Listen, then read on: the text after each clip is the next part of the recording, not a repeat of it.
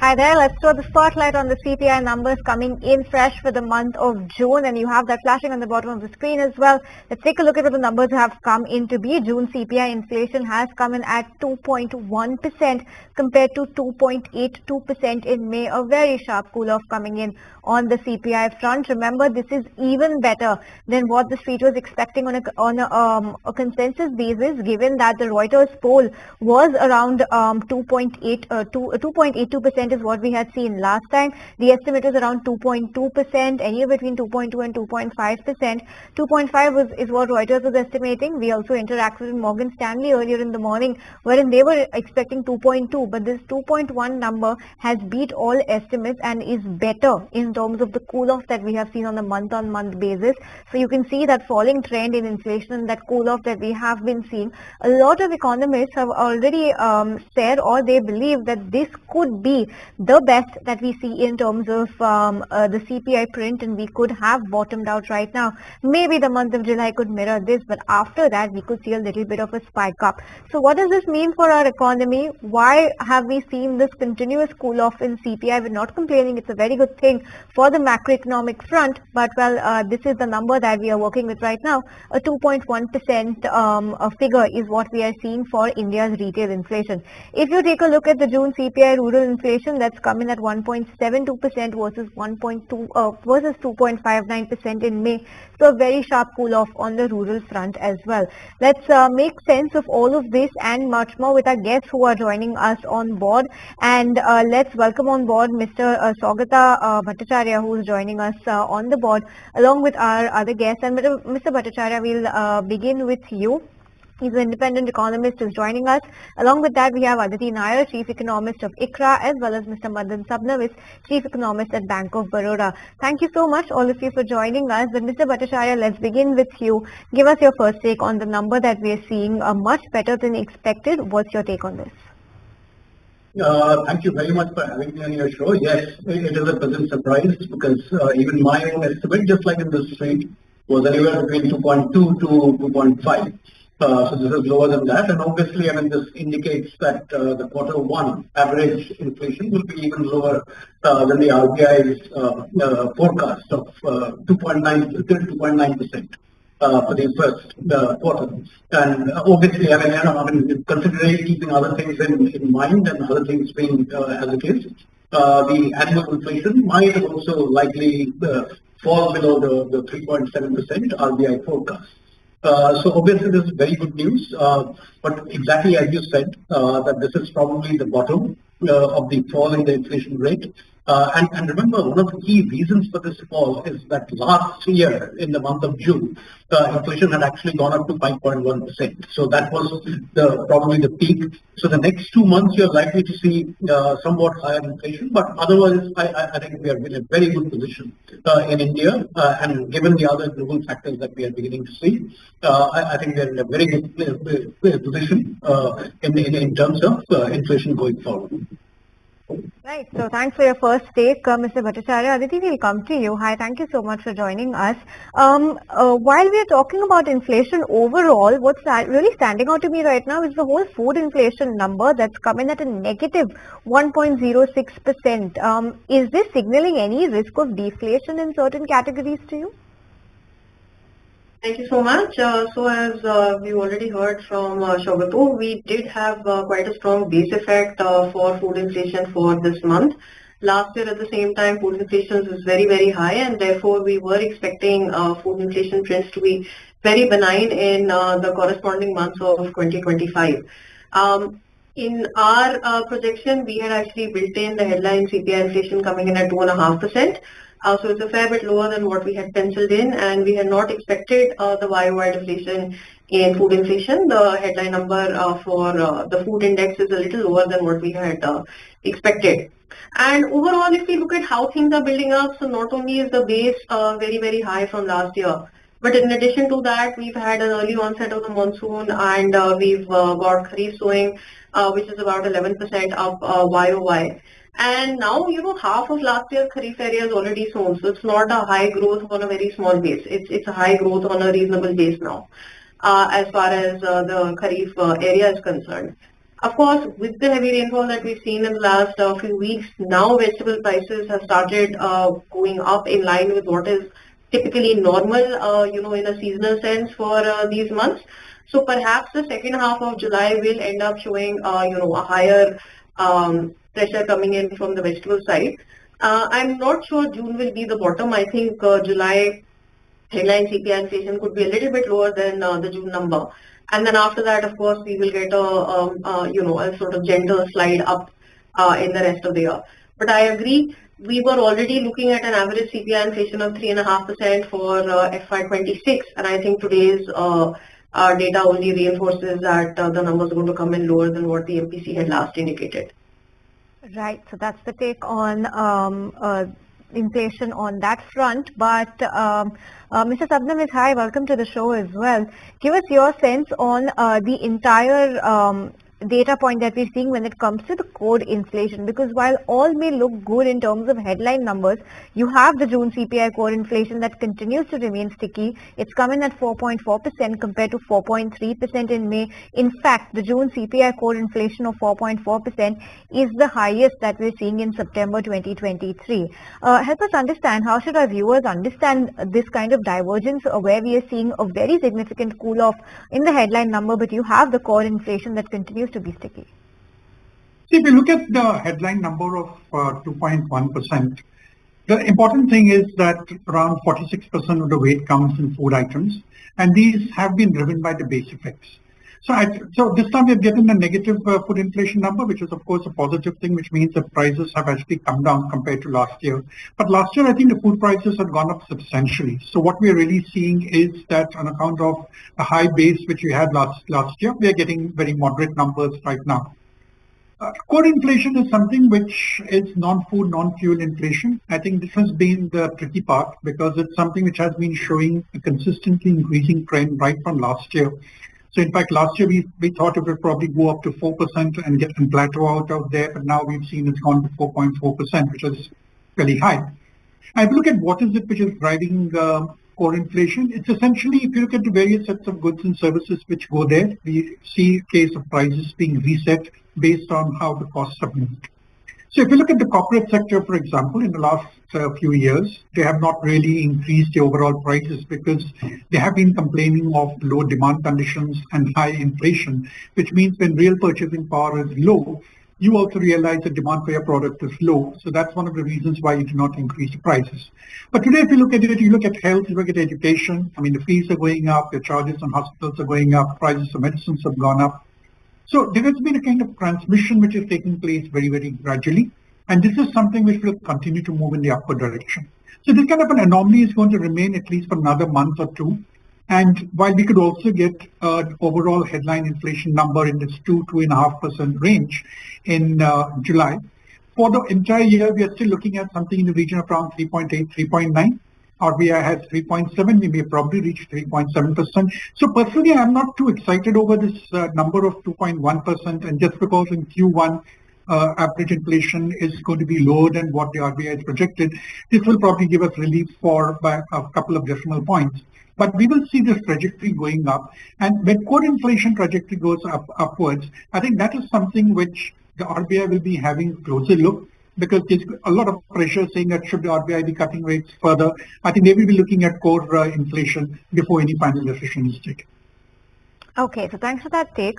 Mr. Bhattacharya, we'll come to you. And in light of these numbers, help us understand what the next action by the RBI could be. Given the kind of cool-off we've seen in inflation, are you completely ruling out any possibility of a rate cut going ahead, at least for the near term, or do you believe we still have some more room for a rate cut? Well, I mean, this is, again, I mean, Aditi and Madan will probably be able to tell you better than I can. But as Mr. Raghuram Rajan used to say, never say never again. So again, I mean, I don't really know. One of the key things that I have a little bit of a different opinion from Madan on the core inflation part. I think we have, just like I and you think that overall headline inflation has bottomed out in the month of June. I think core inflation again will have peaked in the month of June. From now on, it will be a gradual slide down in core inflation because the base effect of the last year from July onwards has been on an upward trend.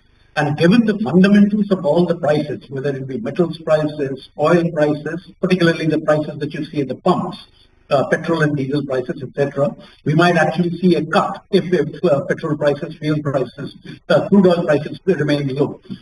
So I remain much more sanguine in terms of core inflation.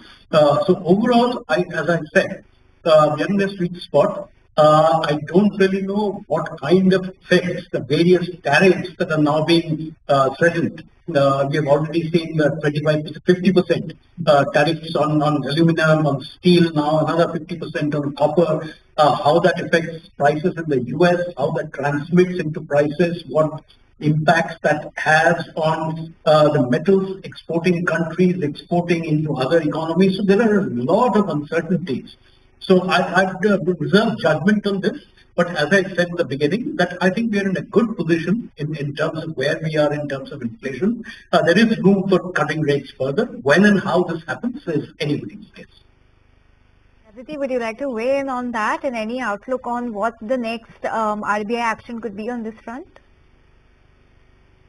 Sure. So, we thought that with an average CPI inflation forecast of 3.5%, which is 20 basis points lower than what the MPC had last indicated, that there was going to be room for one more rate cut. And we thought that after the 50 basis points cut that we got in June, that August might be more likely to be headed for a pause and then a cut in October after, the monsoon outturn was very clear. But having seen the kind of undershooting we got in today's data and what that means for the Q1 average versus the MPC's forecast, I do think that there is scope for actually bringing in the rate cut in August itself, basically again continuing with the theme of front loading that we saw in the June MPC meeting. Okay, and Mr. Sabnavis, let's talk about the kind of numbers that we've seen both on the urban and rural front in terms of inflation, especially the cool-off that we've seen in rural inflation. Do you believe that this could make for a case for a good revival in consumption demand? Do you believe that these two could be interlinked to come to a conclusion that now that inflation has cooled off, especially on the rural front, we could see another cycle of maybe good demand coming in for consumption in the near term? No, I think it will be to a very limited extent because see, whenever we are talking of a high base effect, let me give you an example. For example, if we're looking at something like tur dal, something which all of us do consume, we had a case where the price had gone up closer towards 200 rupees a kilogram from something like 130, 140 rupees. So it went up last year to say 200, and today let's assume it's come down to something like 150, 160. So compared to last year, you'd say, okay, pulses prices have fallen down, pulses inflation is negative. But as a consumer, if I'm looking at all my food items which I'm consuming, where all the prices peaked and they definitely came down maybe in the current financial year. But if I compare with the base of 2023, I'm still worse off. So I think it's only at the margin that we will see that there will be a real gain, because if I look at in terms of how incomes move, I'm not quite sure if the corporate sector has actually been paying those kind of increments which they did earlier of double digits. It's all been in the region of 5-6% layoffs in a number of sectors. So I'm not quite sure about how the consuming power of, let's say, the organized sector has been. And so therefore, I think if you're talking in terms of will this inflation lead to higher consumption, maybe at the margin, yes, maybe at certain segments, but not really at a generalized basis.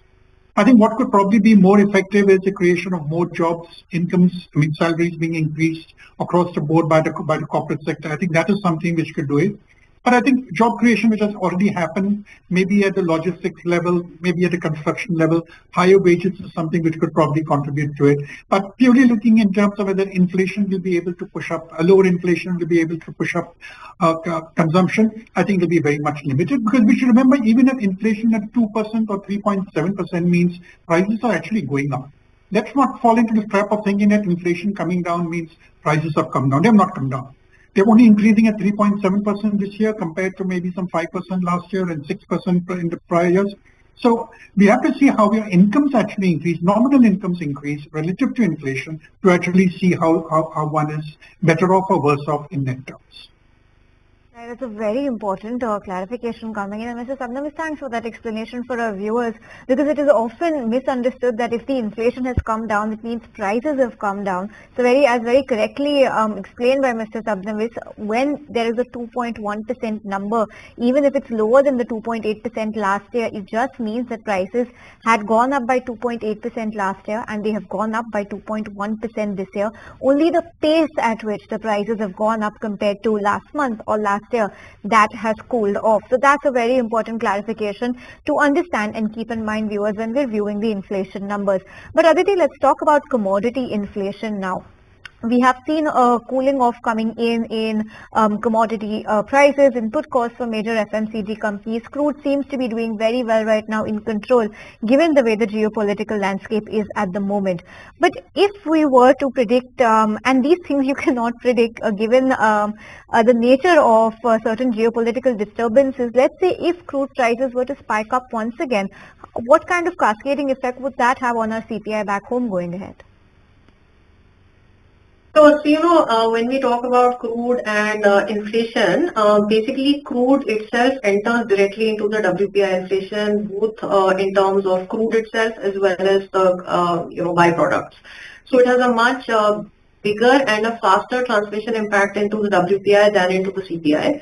The CPI does not have crude; it has things like petrol and diesel for transport.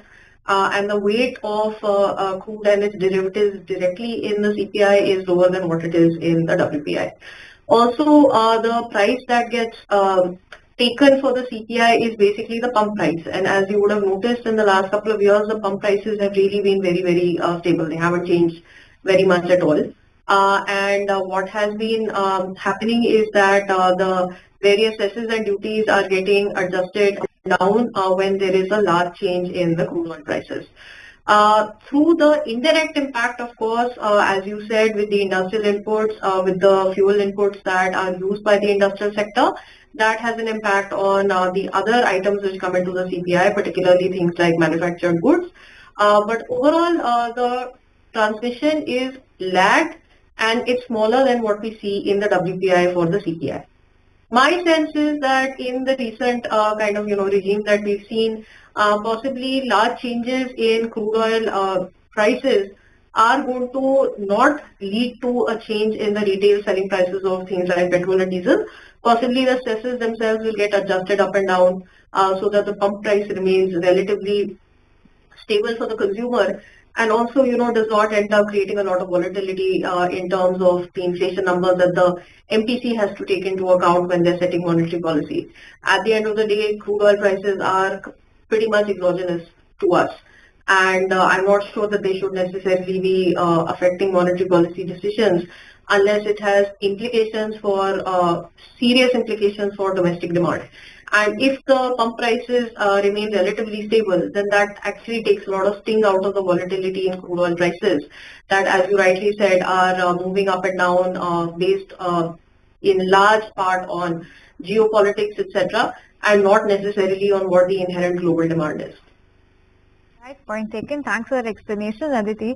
Mr. Bhattacharya, coming to you, we've been largely highlighting the CPI, but we also had the WPI, the wholesale numbers that came earlier in the day today.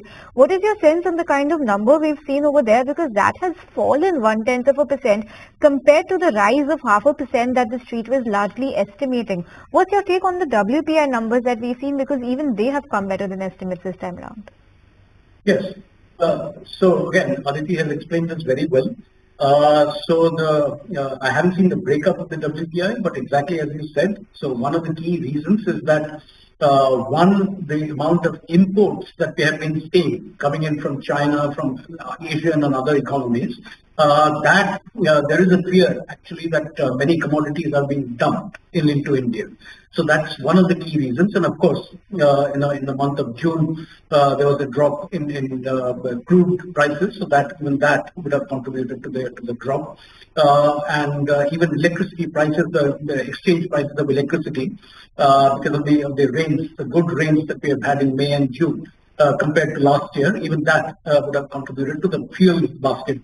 So, I mean, we know this, but the key question is, what are demand conditions currently and expected in the future? that will result in producers being able to pass on some of the lower prices or higher prices into consumer prices, the CPI index. So what are the pass-through mechanisms and given global conditions? We have seen global commodities prices come off in the near term. So how these prices are passed through and the experiences in the past are really no indications of going forward now, given the completely different external situation that now prevails. We are glad that even on the producer front, prices have come down.